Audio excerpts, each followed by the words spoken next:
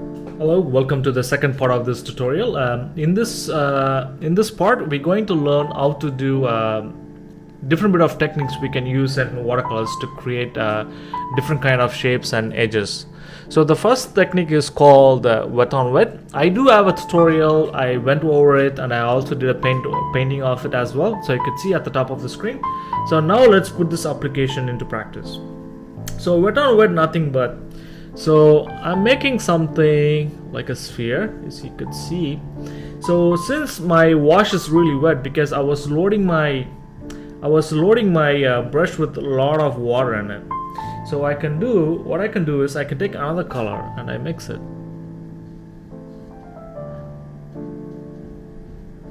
But this is not the great paper to blend properly, so I'm just increasing the pigment.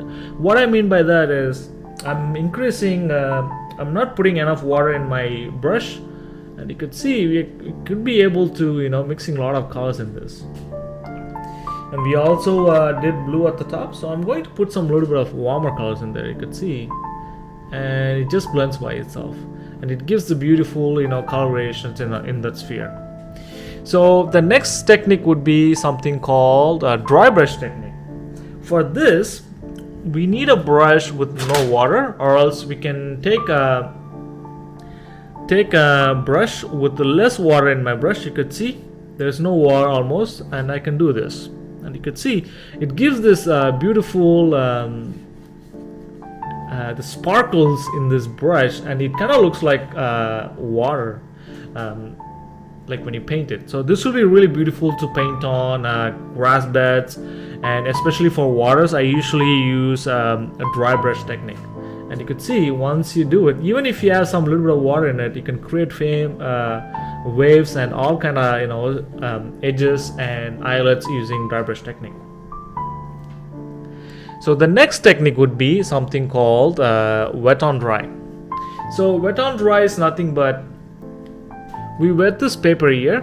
So I'm going to take a dry brush stroke and I put it there, and you can see the pigment consistency stays pretty good in that gradient. If this wash is fully dried, and it will give different result. Okay, let's try it here. So this wash, what we did, the flat wash, it's dried completely, and you can also apply something like this. So this is called wet on dry technique. So you can see I'm just making some things up here. So you can see you can apply layers after layers. So wet on dry is a really good technique. As you progress, this would be the technique you'll be most likely be using, because we're gonna create and layer and create values and shapes accordingly. So the other great thing about watercolors is creating soft edges. So how to create soft edges? It's really easy to do. So the way I do it is I wet certain area of the paper, and let's go. I'm using a lot of French Ultramarine blue. I'm just going to use a little bit of warmer color. You can see this is sharp edge, right? So as I go here, and you can see it gives that soft edge, in the wherever we wet the paper. And if you want more create soft edge, you just put a little bit of water in there, and this will be really good to show forms. For example, if I want to create a cylinder, the way we show form is, so I'm gonna do like this,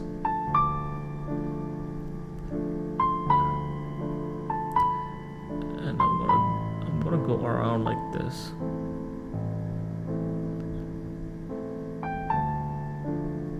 So in order to create soft edges, first I used dry brush stroke. Now I'm taking water in my brush. I'm gonna soften the edge like this.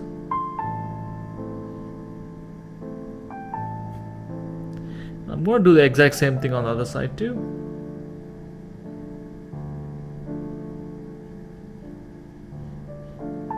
So there you go. We kind of created a cylinder using soft edges and dry brush technique. You could see we kind of created this technique. There you go. So if I put a shadow, the shadow should be outside, but it's okay. There you go. So now we created this beautiful cylinder using soft edges. So these are the techniques we'll be using in any kind of watercolor painting you do. So it depends upon the artist and however you want to do it. You could do wet on wet, or wet on dry, or dry on dry. You can also use soft edges to create a variety of edges and create forms in your watercolor paint. Let's look into the last technique we're going to learn today. Is called lifting. So lifting is nothing but, so this technique is really used for creating clouds or any kind of applications area. For example, so I'm creating a gradient here. I'll show you different ways to lifting out. So let's combine this either. So this is like a really I painted like a flat wash. So I'm going to clean my brush by getting rid of the excess water, and now I can lift out paint like this, and this would give little bit of edges and little bit of variations in our thing, and you could see. And this other way you could also create lift out edges. The other way you could do it is, so this you can do with a dry brushing technique. So for example, if I have something like this, so let's say there's like a house and you want to create edge, you can use your nail.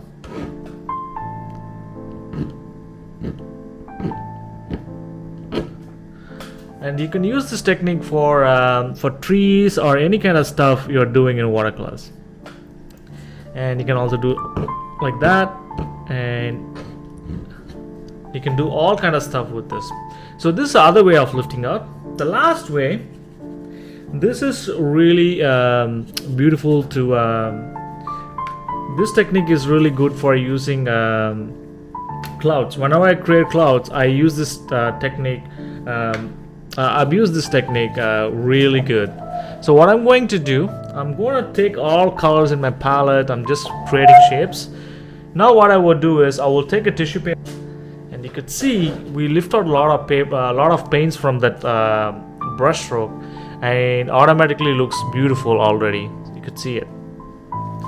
And since there's already stuff in there, it's really hard to do it. Let's do it with the Cobalt Blue. So you can also use a sponge. Sponge is really good to give really good, better than a